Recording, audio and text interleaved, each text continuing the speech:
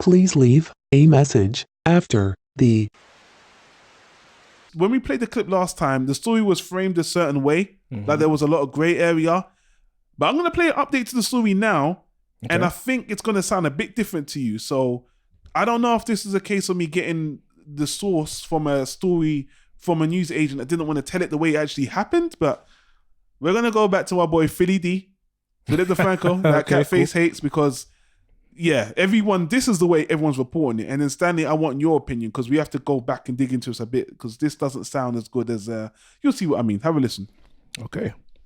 And then let's talk about the arrest of Deputy Scott Peterson. And if that name sounds familiar, it's because he was the resource officer at Marjorie Stoneman Douglas High School back in February of 2018 when a gunman killed 17 people at the school. Peterson was the only armed officer at the school at the time of the shooting, but when he heard those bullets fire, he hid in a safe place for 45 minutes instead of confronting and trying to stop the shooter. And he is now in the news because he is now being charged with 11 counts, including 7 counts of child neglect, 3 counts of culpable negligence, and 1 count of perjury. He was booked into county jail and had a hearing this morning where his bond was set at $102,000. And this isn't coming out of nowhere. This arrest comes after a 15-month-long investigation into the incident where 184 witnesses to the shooting were interviewed, hours of footage were reviewed, and 212 reports were written. Florida Department of Law Enforcement Commissioner Rick Swearingen released a statement about the investigation saying, "The FDLE investigation shows former Deputy Peterson did absolutely nothing to mitigate the MSD shooting that killed 17 children, teachers, and staff and injured 17 others. There can be no excuse for his complete inaction and no question that his inaction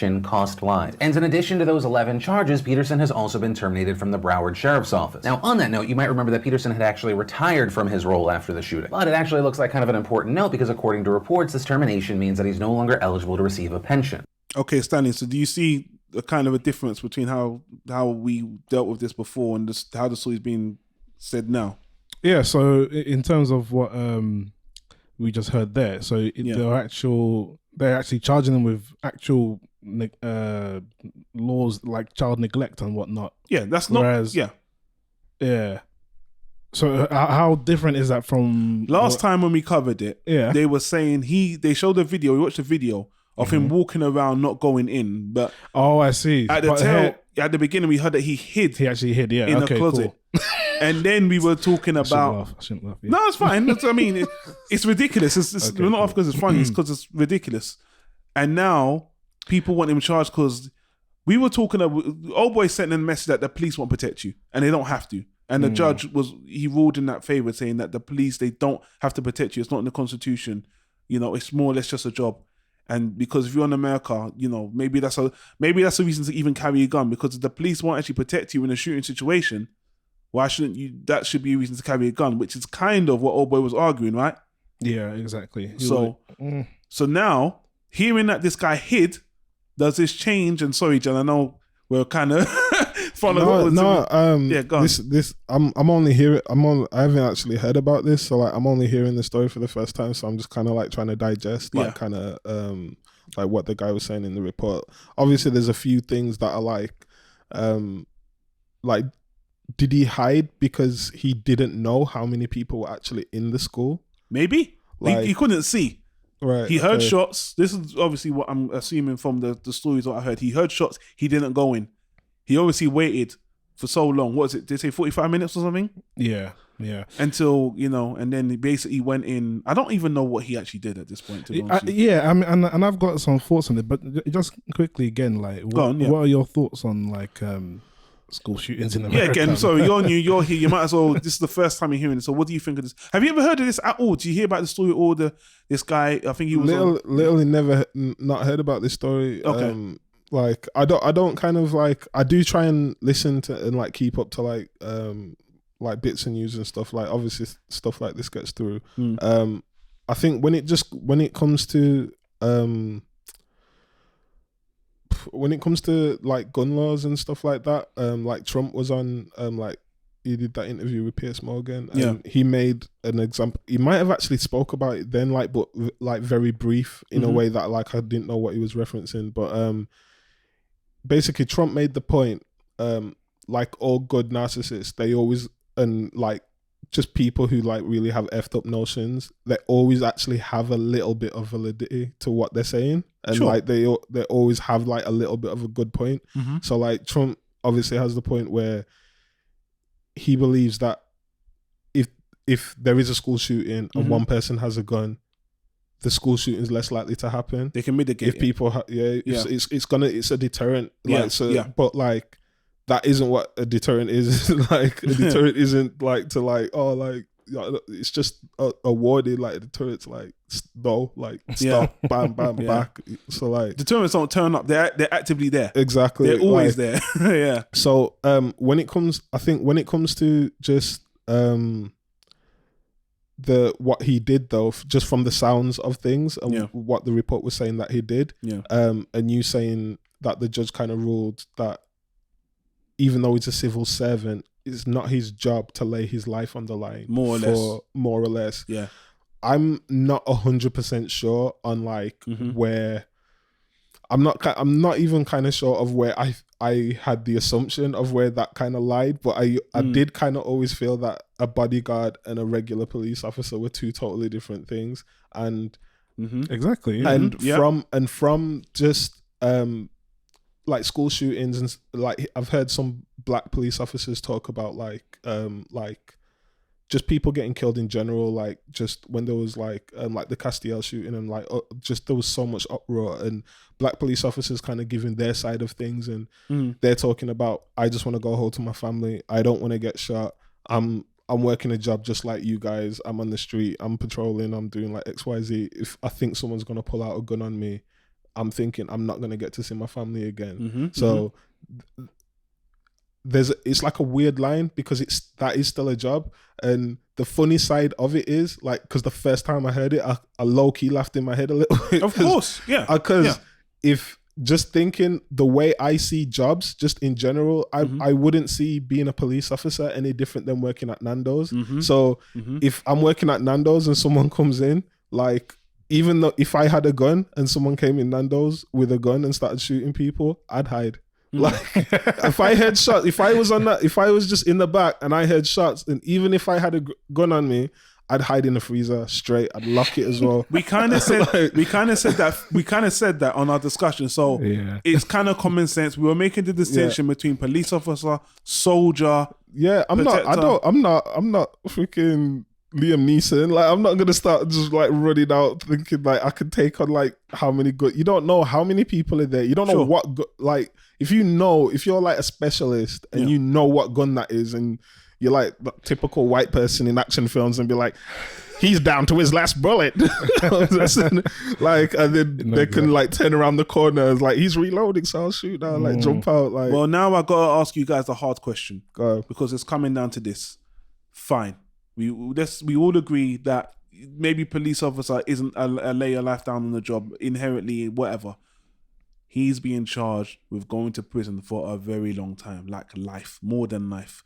Do you guys think that is fair? There was 18 people that died, students and children. He might have been a deterrent, he might not. He might have been a victim. Do you think he deserves criminal charges against him for this? To be fair, I don't think the situation's been like assessed like fully, and I think that's probably what's going to come out in court. Because he's been charged. They just said that he's been charged. 15 months. There was some investigation. So right. Has he been sentenced though? Is that like charged? Is that it? No. This is the charge, and he's fighting it. So he will fight it. Yeah. And I feel that there's too many variables that come into things because like if this is a female police, like a young female police officer or a security officer with a gun, there's already a connotation in your head that thinks this is a young girl who's a police officer who's coming out with a gun. You're coming at it as a dangerous angle. I like what you're doing. That's a very dangerous. That's a very interesting. That's an interesting angle. But it's like it's not that women can't be tough and women can't protect people. It's not that. It's just that is true. It's how it sounds. It's perception. That's true. And it's nothing to do necessarily with like them as a person and what they're doing. Just like this situation is now, it's nothing to do with you being a police officer. It's to do with the situation. I don't know how old the guy is. I don't know what his mental state is. Would he have made it worse? Would he have like? Well, it probably couldn't get any worse. But I mean, if he could have just got himself killed, he could have just got himself killed as well. Like, and would people have said if he comes out and he comes out and he tries to stop it and he gets killed, are people gonna be like, well, he died trying to fight, like that's what it's supposed to do? That happens in these shootings all the time. It happens, but like I've never heard of the guy who hid and played it safe and saved and like. Ooh, that's an interesting perception. And like I've not heard this. I've not heard this side of the story. You've only heard the side of the person who like jumped out and put his, not a martyr at all. Actually, I think it's just a person who like was more selfless and put like his life on the line because that's what he felt his job was supposed to do. Yeah. Now, like, if that is what a police officer is being, I don't know. I can't ever connect to that. And I say this to people like a lot of times in like UK when they talk about American issues is like having guns, like having gun regulation, it changes everything in a human psyche. It changes so much. Yeah. And what Americans like go through and how they like just perceive danger and their everything, their day-to-day life, it's totally different. Even as a black person, like being black in UK is totally different to being black in America. And so like being a police officer, I can only relate to what I see police officers like here and what I've seen American police officers like on TV. So like I could never like. God damn it, man! Let's give you a round of applause. Stealing all the thunder right now. Killing it right now, man. Jesus Christ! I'm calling you God of Thunder right now. A new nickname for you. Golly, you're just killing it, man. You're right, and I agree with everything you're saying. Yeah. Honestly, like what you just said there about like the psyche being different when it comes to things like gun regulation. For people, we spoke about that last time. Like we just can't relate. Because we don't experience it. But of course, even then, there are people in the States who, despite their country being known for like having guns, like a lot of people carry guns openly.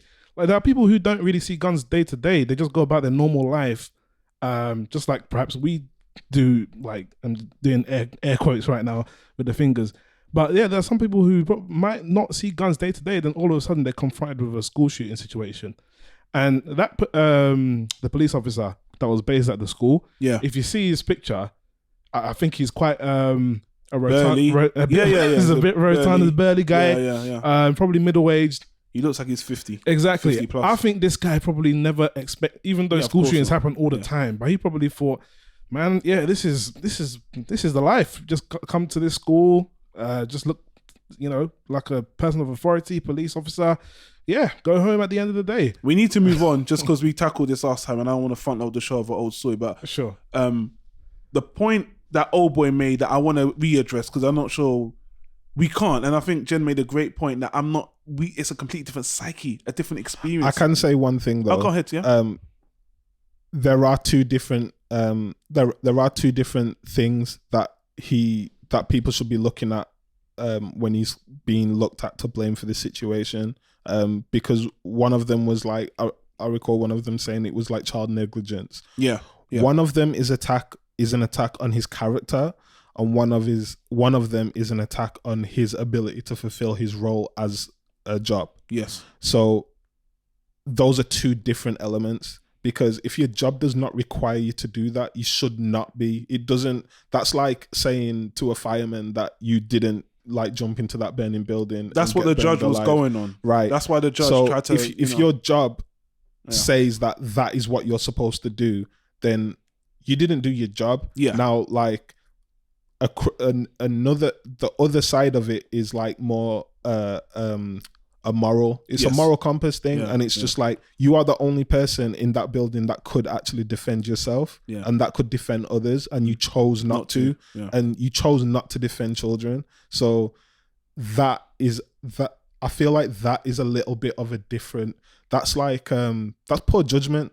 That's poor judgment, and it's like being selfish, but I don't think that's the same thing. You haven't actively gone out and pulled the trigger and killed someone. So I personally just don't think like that's the same as like, it shouldn't be treated as you've actually gone out and killed people yourself and being treated the same as it's a easy. murderer. I agree with you, but it's easy for us to say when it's not our kids and our 100%. So 100%. I don't want to completely just be on the side of defending this. I know we're defending, we're just trying to be definitely objective. not defending. Yeah, like, no, we're just being objective and looking at it from an outside perspective. And I love the way I love the way you just put it out there. But you know, again, I just want to finish what I was going to say about old boy's point, because he was talking from a gun owner's perspective, that he was saying this is another reality. You guys need to realize that for someone who's pro gun like myself, this is another reality. I need to carry a gun because the police, and he said I don't feel they're going to protect me because they don't fucking have to. And then you got these guys, for whatever reason, are hiding, whether they're cops or not. If they don't have to do that, that's another reason for me in this wild, wild west society, which is harsh for me to say, I'm just being an arsehole, for me to feel like I need to protect myself. And again, as a Brit, and then someone who doesn't come from that culture, I can't even say shit to that. I'm just like, I can only make my observation and perspective and opinion from the other side of the pond. And for me, I'm just like, dude, fuck. I said this already. When he explained to me, I'm going to let you have the last word, Stanley, so we can move on. When he said to me he had that home invasion situation and he felt helpless, I just, you know, if you're in the wild, wild west and everyone's got a gun but you, and, you know, you could talk about having your principles about, I don't believe in that, but everyone's got a gun but you. I just said, boy, me speaking now, I would never think I'd hold a gun. I'm in England. If I was there, probably have a gun. Yeah, I mean, it makes sense. You know, that's the culture. But what I'll let you wrap up. People like myself argue is that why don't they ever consider they always consider like a few steps down the line when everyone has guns. Why not bring it back a bit further and say, hang on, why do we all have guns in the first place? You know what I mean? But it's one of those situations where putting the genie back in the bottle is chaos. That's the first. People talk about the next war. The war would be the police confiscating some people's guns. Exactly. It's too late. It's too late for them. Like, it's not too late, but it would cause if like I always say. I know we've gone on for long enough, but like I always say, if something catastrophic happens in America, like someone does some insane, incredible mass shooting on some crazy level, and they do a reform, just the reform itself of them trying to confiscate a level of guns, forget about these automatic rifles that they're trying to do first. If they really we need to go in hard, that itself is going to be some. I think just the way that they're doing it in taking like gun stocks and like silencers and like all these things. Yeah, that is a lot more progressive than just trying to attack like guns just in general. Yeah. Because there is always the argument of the person that can't defend themselves. Yeah. There is always the argument of like the 60, 70-year-old like guy. And again, like this guy who hid in like a closet it's like when you first hear it, all I could think in my head was just this old guy. And I'm just thinking like, if I had like the last time I did weapons training was like years ago, I'm not thinking like I practically don't even know how to aim a gun like anymore, and I'm just thinking like I don't even know what to do kind of thing. Yeah. But at the same time, like you said, like in the mindset of like one of those kids' parents, if I was in America though, like. The police is the last person I would be thinking that I want, that I would be expecting anyway. Save my black child. I would be thinking, like, you've added another layer. Police is the person to stay away from. Like, that's what I did last week. I mean, I brought in race, but you can't help it, man. Yeah, but yeah, we've been on this for. Yeah, we need to move on because we've got an update. But just to say, I hope he doesn't go to prison. I feel that I feel that if he does go to prison, that would be so harsh. But this case is being watched on heavily because it's become, as Jen said, the morals of it is being questioned as well as the, him doing his actual job. And to be honest, I think he's getting attacked on both sides equally, like both coming down hard on both. And if I was a parent, I didn't want to end on this, but there's this whole, I hate to say it like this, but I just, understandably, all these people died, one person's alive. For me, it's like someone's got to suffer or something. I'd ask just the whole boy for me to put NRA, it, man.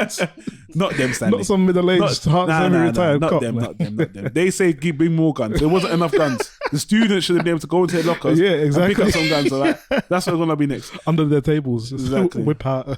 Trying to get teachers' guns. Exactly.